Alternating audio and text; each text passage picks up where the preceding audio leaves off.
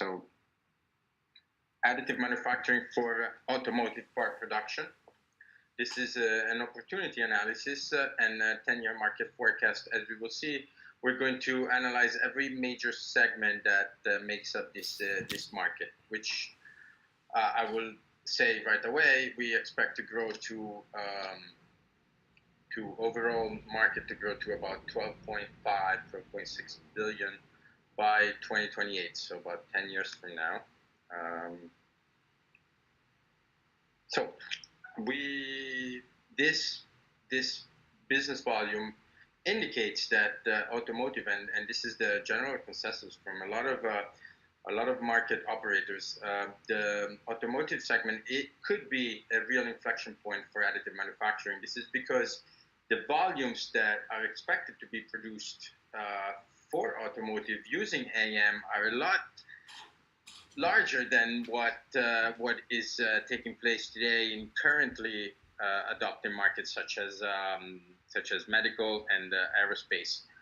Clearly, these are aerospace and medical are more current opportunities because but the actual volume of parts is not comparable to what the automotive market could be. Of course, for the automotive market to really begin producing using AM, a lot still has to happen in terms of material evolution, material science, material evolution, technological evolution. The machines need to become faster, and we will see why we think that is going to happen. So overall, we expect this market to grow at 24% compound annual growth rate, which is a high rate, but definitely not out of this world in rapidly evolving segments such as the automotive segment and additive manufacturing. There is a lot happening in automotive. There is a lot even more happening in additive manufacturing. Of course, automotive is a more mature segment, so the growth is less intense, but growth in adoption of additive manufacturing could benefit from both rapid evolution of the automotive market. I mean, there are very powerful trends such as self-driving vehicles and electrical vehicles that is happening right now, and of course there are many powerful trends happening in additive manufacturing, especially in terms of accelerating production, reducing costs, and targeting final part production. Now, all this brings us to estimate and to forecast that the automotive AM market will reach 5.3 billion in revenues within 5 years. Overall, this is all segments. We're going to see later on which these segments are, and then grow to double that, more than double that, 12.6 billion US by 2028. So this business volume could really mark an inflection point for additive manufacturing adoption. These are the metrics. These are the metrics that we are considering for this report, which, as we said, confirms previous guidances. The guidances expressed in previous reports. This is the third automotive report published by Smartech Publishing.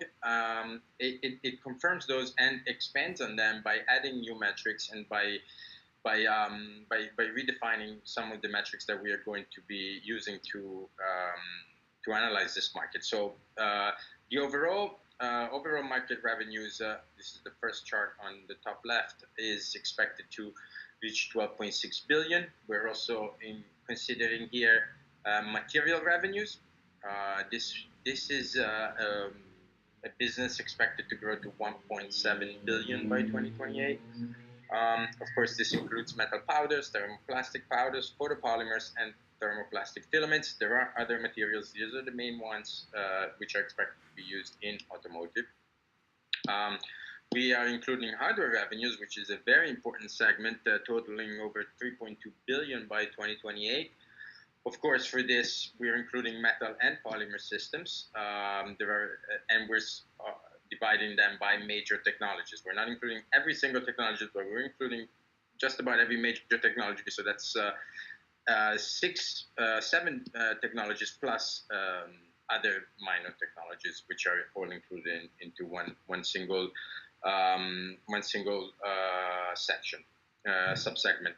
And then we're including software revenues. This is not a huge area, but it is, especially because we are not obviously considering CAD software in this. We're only considering CAD software, whereas it introduces and includes AM-specific tools such as computer-aided engineering (CAE) and computer-aided manufacturing (CAM), simulation tools, and other additive manufacturing-specific tools.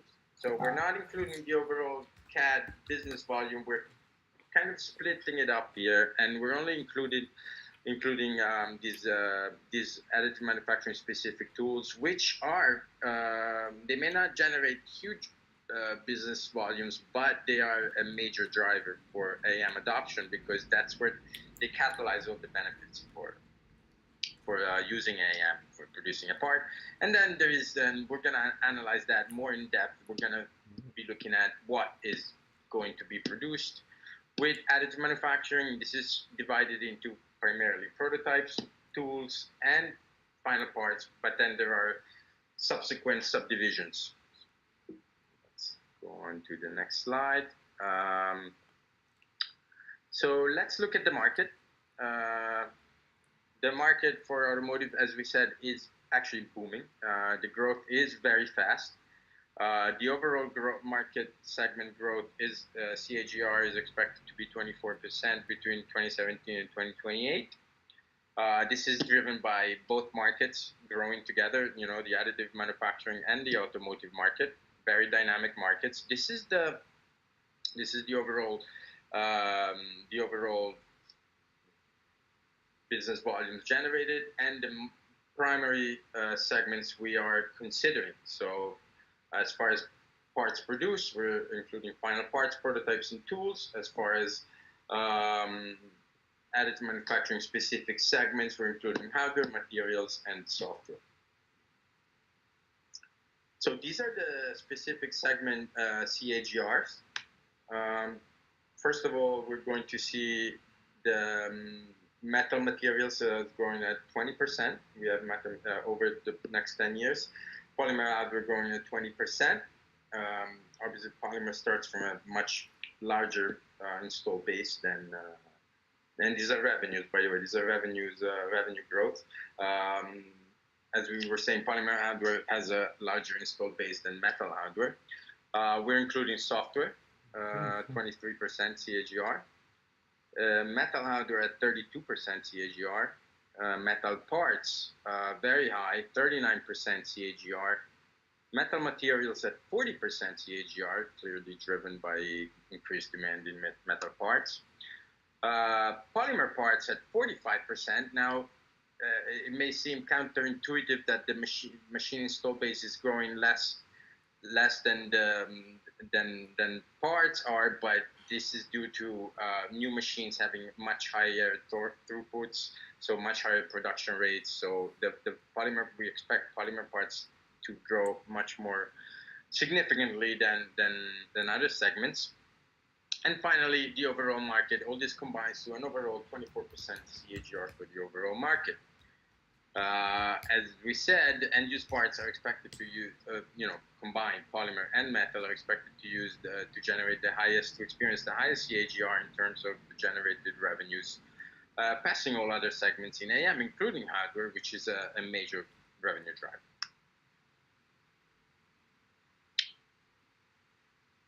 So this is AM hardware specific analysis. What is happening in AM hardware that is driving part production, that is driving adoption in AM? Well, first of all, current market leaders of both polymer and metal systems, mainly we're including EOS, Stratasys 3D Systems, and EnvisionTech. These are the four leaders, traditional market leaders for AM. Well, they have all been upgrading and optimizing several of their technologies, looking specifically to capitalize on the opportunity for higher batch production. Well, this can take many forms. One clear example is Stratasys composite demonstrator, looking at using composite parts, composite production capabilities specifically for the automotive segment. 3D Systems has introduced visions and a vision for additive manufacturing factory. The same is true of concept laser with metal. Of course, we didn't include them because we consider them more as part of GE today, but also concept laser has introduced these capabilities. EOS as well. They are doing several studies, joint studies, specifically to learn about how to improve production rates for the metal technologies and also for the polymer technologies, specifically looking at the automotive market. Likewise, Envision Tech is working on its materials, on production rates and functional materials for functional prototyping mainly, because that remains the core business for everybody in the AAM industry and for companies like Envision Tech, but also looking at some end-use part production. At the same time, there is new hardware coming out from leading vendors, which are mainly new entries and are looking to expand the market by introducing these new production capabilities. These are mainly, of course, HP with its multi-jet fusion technology, but also the company is looking at a metal powder production technology. Carbon with its digital light synthesis technology, it is focused specifically on functional materials with the automotive segment in mind, so much higher production capabilities with much more durable materials. At the same time, Desktop Metal is probably the furthest ahead today in developing its production system. It's a metal binder jetting system, which eyes the automotive market. So part production for the automotive market. By the way, Desktop Metal received funding from Stratasys, from GE, but also from companies like BMW, which are really looking at this technology for production. We mentioned GE. GE is working both with concept laser on automotive production capabilities. Of course, the company is very much focused on aerospace for its metal technologies, but automotive will become for certain area of applications. And also, GE is working on developing a metal binder jetting, or has developed a prototype for a metal binder jetting system. We mentioned HP, and also Stratasys is working on a MIM metal powder additive manufacturing system. So what we're seeing here is that the polymer AM hardware revenues are going to be more significant than metal AM hardware revenues, even though the metal AM hardware revenues are going to be growing at a faster rate. Polymer AM hardware is of course starts from a much higher installed base. Altogether, this business is going to grow to over 3 billion, 3.2, 3.3 billion, with the metal AM hardware representing about 1,300, about 1.3 billion, and polymer almost 2 billion. Let's move on to the next. The next slide is an analysis of materials. Once again, polymer systems.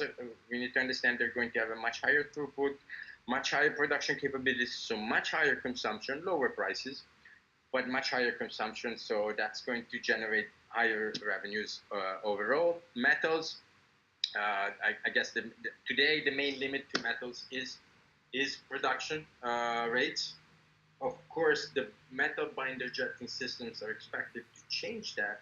However, those systems are not on the market yet. There are no very clear indication as to when they will enter the market. And once they enter the market, they will still need to build a significant install base before they can have a very significant impact on adoption and on material consumption. So we do see materials growing faster than metal materials growing faster than polymer materials, but the main volumes are going to be generated by polymers, and we're talking about 1,300, almost 1.4 billion US dollars, and metal generating about 400 million US dollars.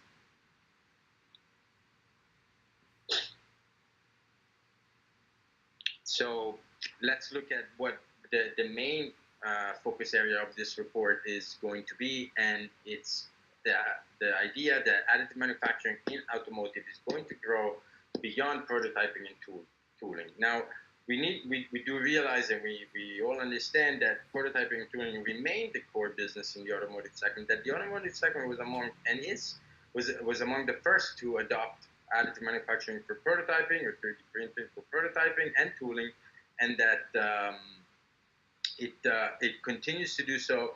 And while aerospace and other segments with less high demand for high batch production with lower demand for high batch production, while these segments have begin to use additive manufacturing for production sooner, the automotive segment is going to follow suit. And we believe that within the period analyzed in this forecast, final parts production will become the primary revenue opportunity in the automotive segment, surpassing prototyping and tooling, and even revenues associated with AM hardware and materials. Parts production, including both metal and polymer parts, including both parts produced internally by automotive OEMs and in outsourcing. And by the way, these are two. We analyzed these separately in the report. Part revenues generated by AM services, external AM services, and the value of the parts produced internally by automotive OEMs. Well, all these are expected to be to make final parts the primary revenue opportunity, driving the entire segment to total nearly 4.3 billion by the end of the forecast period. Now, what is the path that we're going to see for adopting AM for high batch part production in automotive? Now, this is a gradual process. There are many steps. We're going to look at these steps. So, first of all, it began with prototyping, and it continues to be very much focused on prototyping. The automotive segment is a large adopter of AM for prototyping. Now, we need to consider that approximately a couple of years ago, Stratasys estimated that only about 30 to 40% of prototypes were built using AM. So growth potential in prototyping exists. However, this growth is only the maximum possible growth to fully mature in this segment is from 40% to 100%. The growth rates in final parts production, which start to probably around 0.0 something percent, obviously the growth rates are much more significant, and the potential is much more significant. Beyond prototyping, there is the use of AM for tools, jigs, and fixtures, which is already a consolidated application of additive manufacturing in automotive, and has a lot more potential for growth than motorsports. This is also something that has been done for some time, but is going to be done a lot more. Recently, even Ferrari confirmed using metal additive manufacturing for some end-use parts for its motorsports team. Then we go a little further into the future, and there are already cases of this being implemented in some companies, and we highlight all of these in the report. So one of the first end-use parts applications will be obsolescence management. Now, this means using AM to produce parts for rare or out of production vehicles. There are several cases that we report on. The next step is on-demand part production. So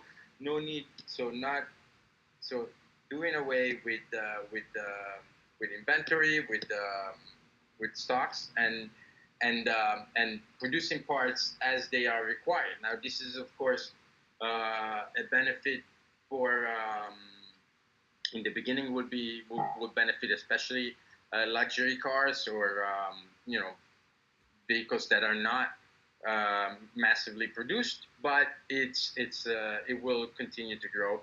And already offers some significant benefits in terms of inventory cost reduction. There are cases of Mercedes-Benz, Daimler trucks producing parts on the replacement parts on demand. These are sometimes parts that are produced only in a few dozens or a few hundreds, and additive manufacturing is already cost effective in that segment. Lightweighting, this will be the next step. So making parts for larger batch production, where the fact that the part is extremely optimized for weight. So this will be, of course, very beneficial in electric vehicles. But the fact that the part will be extremely optimized for weight reduction will make additive manufacturing a cost-effective and a feasible production method.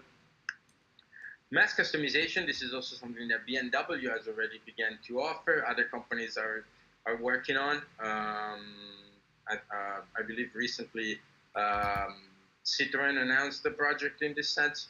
And mass customization is, of course, one of the main benefits of digital manufacturing, so digital additive manufacturing. It is something that customers are demanding, and as it becomes more available, customers will demand it more. Of course, in a way, prototyping already enabled significant product differentiation. So now we have a lot more different vehicles, but in the future, additive manufacturing will enable customer-specific parts. And finally, mass production. This is the farthest away in our timeline.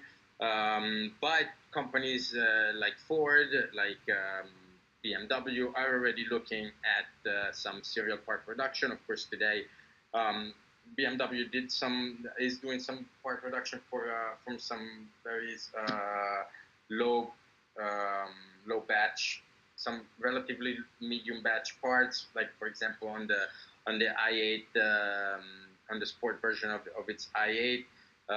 It's producing some parts by additive manufacturing, and but as production rates increase, as new technologies arrive on the market, mass production is no longer a total mirage. It is something that could happen in the future. It will begin with low batch. It will move on to medium and batch production, and it may never get to millions of parts, but it will get to several thousands and even tens of thousands.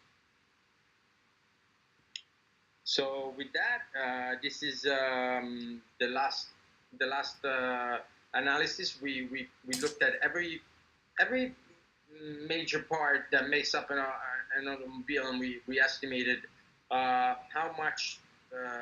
important it could be in terms of volumes. Now it's weird.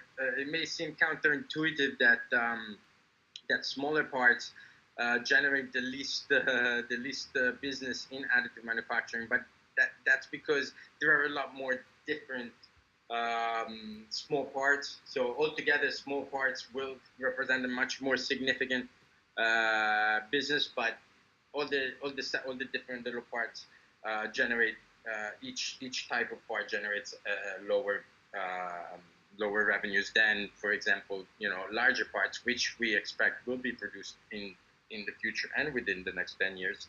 Now, of course, other than the combination of parts, we believe that additive manufacturing, polymer in this case, will be used in dashboards and will generate a lot of revenues through dashboard production. Handles, of course, which are medium-sized parts, drills, brackets, plastic brackets, decorative items. We do think that some powertrain items, especially in metal, will generate significant revenues in the future as the machine build volume capabilities continue to increase and costs decrease.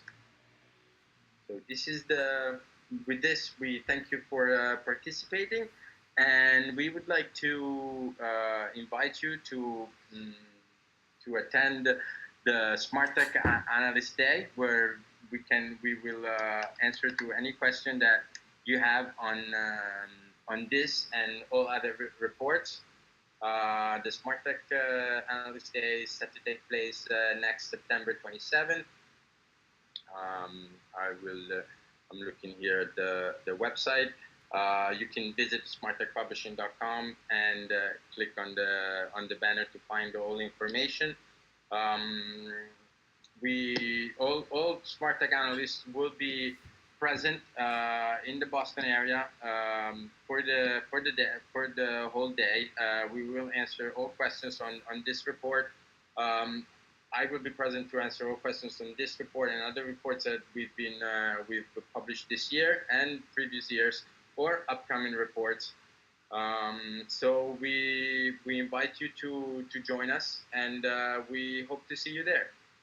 And with this, I thank you all for watching and for participating, and I will once again see you there. Thank you very much. Bye bye.